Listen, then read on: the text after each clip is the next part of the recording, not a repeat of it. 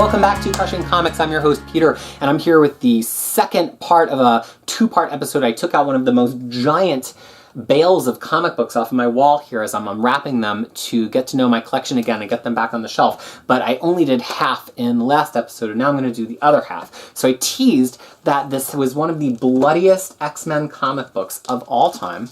And if you haven't guessed, it is Kyle and Yost's X-Force.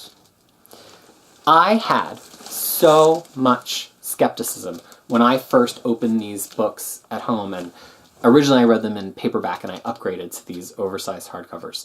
I didn't think the world needed more X-Force. I was just not excited about it. I didn't understand why it was X-Force. Like, why was it called X-Force? X-Force was always the proactive mutant team, but it was never really about blood. And it was about the young characters that had been the New Mutants back in the 90s as it was launched by Rob Liefeld. And this didn't feel like it had anything to do with that. It had Warpath, who was a New Mutant, but then X-23, Wolverine, Reign, who had left New Mutants and wasn't in X-Force. So it just really didn't feel right to me, and I was all skeptical about to not like it. Here's the thing. And plus, I don't like bloody comics, really, all that much. Here's the thing. It's amazing X-Men comic books. It is the thing, which is X-Men, which is about being hated and feared, but turning the crosshairs back on the people that are hating and fearing you. It's got amazing drama between Wolverine and X-23 trying to be on this team together when he doesn't want her to follow in his footsteps, between Angel and everybody, as Angel's supposed to be this financial benefactor, but he's having a dark turn again, and the same for Reign, who's been kind of like, or is it Ron Sinclair? Sorry, Wolfsbane. We'll just call her Wolfsbane. As she is going through her own drama because she's been kind of programmed by this religious fanatic. This run draws heavily on prior continuity, which is always the case when you read a comic book by Craig Kyle and Chris Yost, because they're experts at that. It also looks so different than any other comic book because of Clayton Crane's art, right? That's his name, Clayton Crane? Yeah. Which I have to believe must be at least a little bit computer generated, because the characters have this like crazy 3D quality to them. The coloring really does it as much as the illustration does. And altogether, it's just like this crazy, bloody fever dream, and it's fantastic. So I read the first trade, and I was like, oh, damn, I need to keep reading this. So I did, but then this strange thing happens in the middle.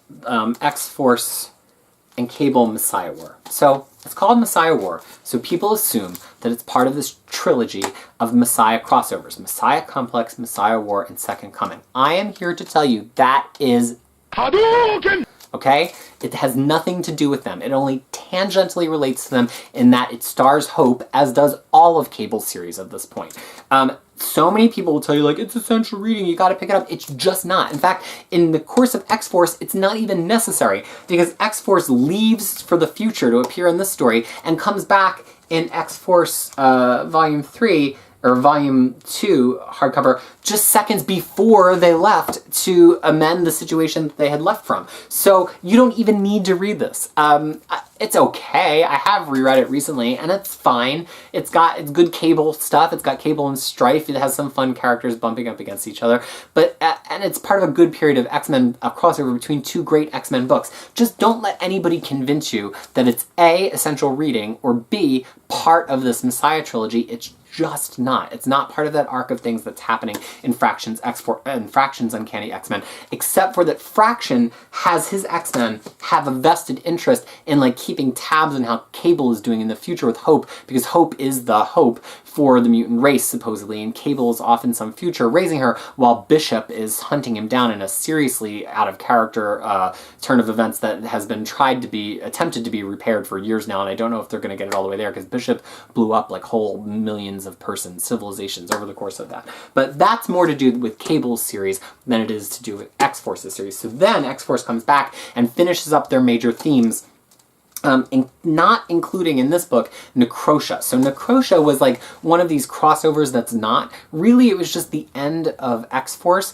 but it wound up having a lot of the other X-Men titles tie into it, namely New Mutants and X-Men Legacy. But again, they don't directly relate to it. Necrosha is very much an X-Force story. So if you picked up this book that goes from X-Force 12 to 13, 17 to 20, and collects the subsequent Sex and Violence miniseries with Wolverine and Domino, that's meant to fit into the continuity here, you will be missing the end of the X-Force story, which really is a lot of the themes of which are played out in Necrosha and then continue to play out in Second Coming, because X-Force's villains that they developed actually have a lot to do with the villains of Second Coming, which I'm a tremendous fan of. So if anything, I would say that X-Necrosha matters more to the Messiah trilogy than Cable and X-Force in Messiah War. Okay, I think I've harped on that point enough. So here's what I've got to say to you, though. If you can get these books, and you like Wolverine, you like Bloody X-Men, you like the art that's got a little bit more of a cinematic quality to it,